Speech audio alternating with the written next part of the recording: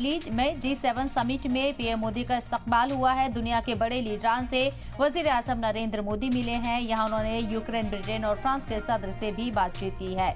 Macron से make in India पर चर्चा हुई है। वाज़ेह रहे कि G7 समिट में शामिल होने के लिए इटली पहुंचे हैं वजीर आजम नरेंद्र मोदी और तीसरी मरतबा वजीर आजम बनने के बाद ये उनका पहला गैर मुल्की दौरा है और सबसे पहले वो G7 समिट में शामिल होने के लिए पहुंचे। यहाँ कई बड़े लीडरान से उन्होंने मुलाकात की है, जिसमें आपको बता दें कि यूक्रेन, ब्रिटेन और फ्रांस के सदर से उन्होंने मुलाकात की। मैक्रों से उन्होंने मेक इन इंडिया पर भी चर्चा की है। तस्वीरें आपको दिखा रहे हैं। वजीर आजम नरेंद्र मोदी इटली में दौरे पर हैं G7 समिट में शामिल होने के लिए। वाज़ेह रहे कि हिंदुस्तान G7 समिट में शामिल हमेशा होता रहा है और एक बार फिर से वजीर आजम नरेंद्र मोदी इस मीटिंग का हिस्सा बने हैं। हालांकि मीटिंग इटली में है और पहली मरतबा ये देखा जा रहा है कि वजीर आजम नरेंद्र मोदी तीसरी मरतबा पीएम बनने के बाद पहली मरतबा किसी पश्चिम देश का दौरा कर रहे हैं। हालांकि इसका रीजन G7 समिट बताया जा रहा है और इसी वजह से वो इटली में है।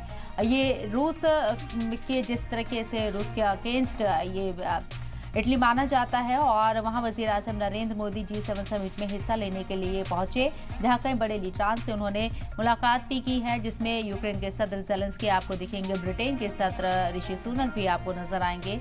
ये मुलाकात उनकी हुई है और मैक्रों से भी उन्होंने बातचीत की है। फ्रांस के सदर से मैक्रों से मेड इन इंडिया पर बातचीत हुई है। तो हिंदुस्तान का खत एक बार फिर से विदेश नीति अगर देखें तो काफी मजबूत होती हुई नजर आ रही है इस लिहाज से अगर देखा जाए, और नेबरहुड पॉलिसी एक बार फिर से वजीर आजम नरेंद्र मोदी आगे बढ़ाते हुए नजर आ रही है।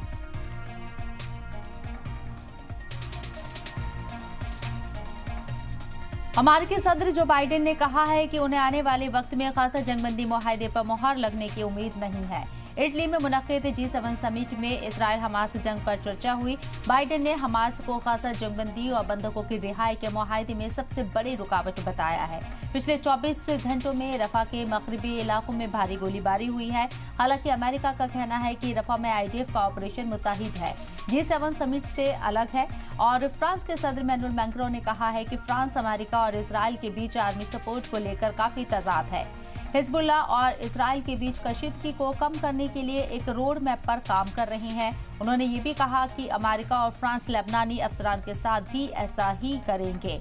वाज़ेह रहे कि उम्मीद की जा रही थी कि एंटनी ब्लिंकन जिस तरीके से वेस्ट एशिया के दौरे पर पहुंचे थे, ये उनका 8वां दौरा था। उसके बाद ये उम्मीद थी कि जंगबंदी को लेकर कोई अहम तजवीज़ यहां सामने आ सकती है और ऐसा होता हुआ उस वक्त नजर आया था जब UNSC में अमेरिका ने तजवीज़ रखी थी और उसे पास करा दिया गया था जंगबंदी को लेकर। लेकिन ग्राउंड पर वो चीज़ें होती हुई नजर नहीं आ रही हैं और एक बार फिर से जंगबंदी की उम्मीद धुंधली पड़ती हुई नजर आ रही है। जो बाइडेन ने साफ तौर पर कहा है कि जंगबंदी ना हो पाना, हमास की वजह से ना हो पाना इस जंगबंदी को करार दिया है, क्योंकि हमास के जरिए भी शराइत रखी गई थी। दूसरी तरफ इजराइल भी यहाँ कुछ हद तक चीजें सामने रख रहा था, कुछ शराइत वो भी लगा रहा था और एक बार फिर से तजवीज़ जो थी जंगबंदी की वो नाकाम हो गई है।